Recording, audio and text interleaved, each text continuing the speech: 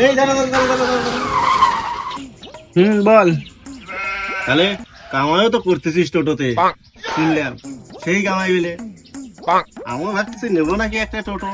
কামাই সেই কামাই, প্রচুর কামাই, দিন গেলে প্রচুর, গুনতে পারবি না এত কামাই। তাহলে এত কামাই? আচ্ছা আমার একটা কথা কত, পৃথিবীর সব থেকে ছোট কাজ কি?